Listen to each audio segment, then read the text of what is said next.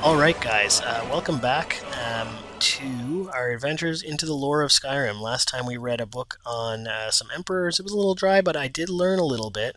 And this time we're going to learn a little bit more. It's actually the first volume of a brief history of the Empire. So we're going to learn a little bit more about the first eight, um, the first eight emperors, and then we're going to pick that lock. We're going to read that other book. We're going to get a new spell, which is, I believe, Sparks. What's this down here? See, it's not glowing because I've already read it. Brief History number 2. This is Brief History number 1. So let's get going. By the same guys, by Strongnak Cathori Geekopolis the third of Imperial Historian.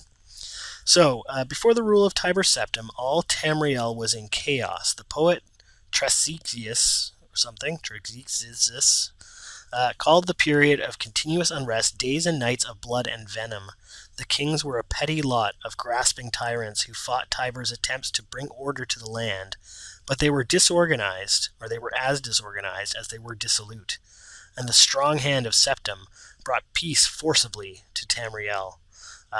That basically means he killed them into being peaceful. The year was Second Era 896. The following year, the Emperor declared the beginning of a new era. Thus began the Third Era, Year Ot, or Year Zero.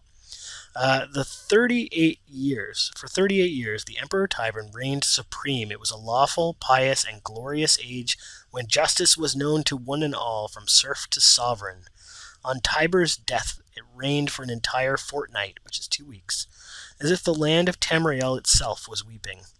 The emperor's grandson Pelagius came to the throne. Although his reign was short, he was strong and resolute as his father had been, and Tamriel could have enjoyed a continuation of the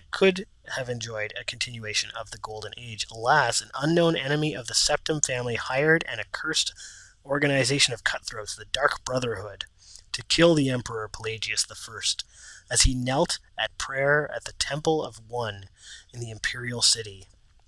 Pelagius I's reign lasted less than 3 years. So that's kind of the first, I don't know if it's the first showing of the Dark Brotherhood, but it's the first we've heard of them. Pelagius had no living children, so the crown imperial passed to his first cousin, the daughter of Tiber's brother Agnorith, Kintira. Former queen of Silvanar, assumed the throne as Kintira I. Her reign was blessed with prosperity and good harvests, and she herself was an avid patroness of art, music, and dance. Kintira's son was crowned after her death, the first emperor of Tamriel to use the imperial name Uriel. Uriel I was the great lawmaker of the Septim dynasty, and a promoter of independent organizations and guilds. Under his kind but firm hand, the Fighters Guild and the Mages Guild increased in prominence throughout Tamriel. If you've ever played Oblivion, you'd be familiar with the Fighters and the Mages Guild. His son and successor Uriel II reigned for 18 years, from the death of Uriel I in 3rd Era 64 to Pelagius II's ascension in 3rd Era 82. Tragically, the rule of Uriel II was cursed with blights, plagues, and insurrections. The tenderness he inherited from his father did not serve Tamriel well, and little justice was done. Pelagius II inherited not only the throne from his father, but the debt from the latter's poor financial and judicial management. Pelagius dismissed all of the elder council and allowed only those willing to pay great sums to resume their seats. See, he's a forward thinker. He's like, I need money, I got me some money. He encouraged similar acts among his vassals, the kings of Tamriel, and by the end of his 17-year reign, Tamriel had returned to prosperity. His critics, however, have suggested that any advisor possessed of wisdom but not of gold had been summarily ousted by Pelagius. Kinda true. This may have led to some of the troubles his son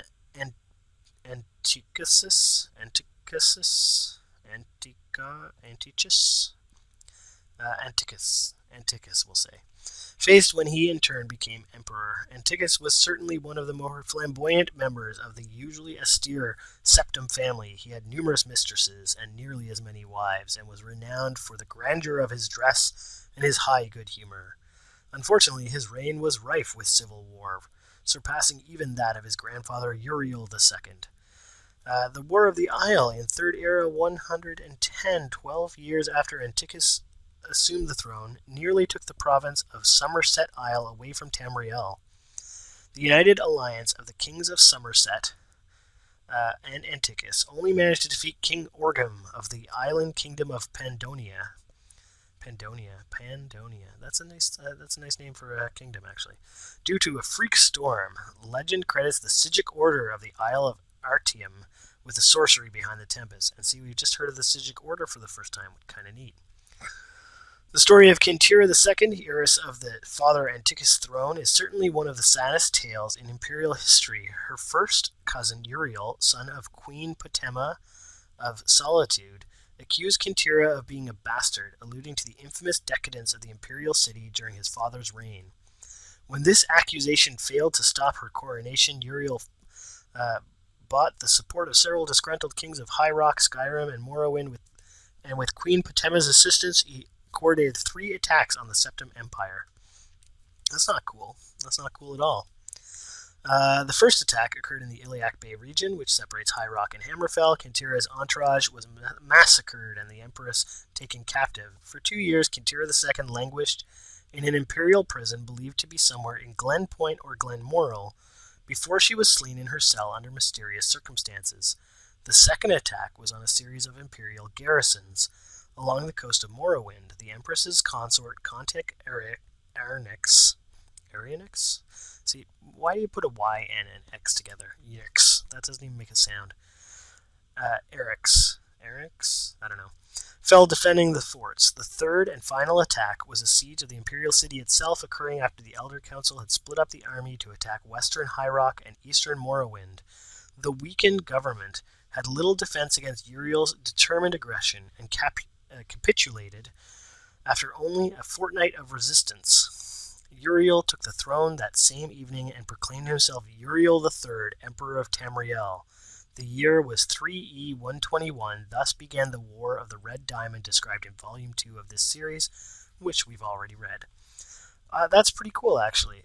So that gives me a much better idea of where all of this came from. Now, I'm not just going to read a book. I'm not going to read this book, this series. I think one book, if they're of any length, I think one book per time is good. Now, I am not good at lockpicking, but let's take a look at this. Yes, I know how to lockpick. I'm just not super good at it. Oh. No, I think it's going to be like here. There we go. Still have 18 lockpicks left. Okay, so I'm going to search this mage, and I'm going to, if you hold shift, not that you need to know this, but if you hold shift, you can increase your, or you can change to equip. So I'm going to equip the novice hood, the novice robes. I'm going to grab that. I'm going to grab these minor magic potions. I'm going to grab this book. I'm going to grab the magic potion as well. I'm going to go to items, go to my books here. See, I've already got a ton of items. I'm carrying 200 pounds worth of stuff because I've stripped some people of their stuff. And I'm going to use that and learn sparks. And then I'm going to, I don't know what the hotkey for magic is, actually. I always have to go to the tab here and go over to magic. But what I'm going to do is I'm going to set some to favorites. So I'm going to favorite that. I'm going to favorite, yeah, I know what favorites means. I'm going to favorite that. I'm going to favorite that. I'm going to favorite that. Dragon skin, 60 seconds. Is it a once per day sort of thing? It's probably a once per day sort of thing. But I'm going to favorite all of them. And then I can go in here and you can see I can take, so suppose I want sparks to be 1. Healing, no, flames will be 2. Conjure familiar will be 3. Healing is 4. Dragon skin's 5. There we go. And I'm going to switch to 1. And see, it'll automatically put it in my left hand. So, the other thing I wanted to do was, and this is just a style thing, I'm going to unequip that, and I'm going to equip an iron dagger instead.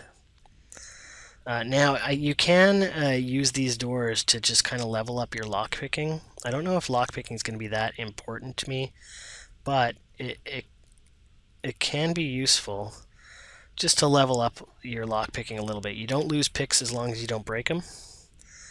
This one's already open, but there's nothing down there. There's something down this one, so let's... Oh, maybe... There we go. I'm actually getting pretty lucky on the lockpicks this time. And skeleton, I'll steal all his shit too. I guess it's not really stealing, he's dead. So I'll keep sneaking through here because I want my sneak to go up.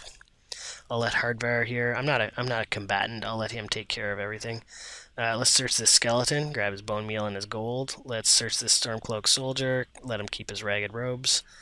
Oh, shitballs. Okay, we're gonna run back. Sorry, dude. Sorry. I already broke my own rule. I left this room without reading this book. So, I'm going to end it there. It's not really a short episode. You had to stick through me reading that book. We got the new look for our character. We're wizardy now, right? We got some wizardy look. A little dagger at our waist. Little book back there. Little satchel. We look a little more wizardy. We look a little bit more like someone who maybe is going around searching for magics and whatnot. We're going to start the next episode by reading the Book of the Dragonborn, but until then, thank you guys for watching, and I will see you in episode numero 4 or whatever it is. Bye!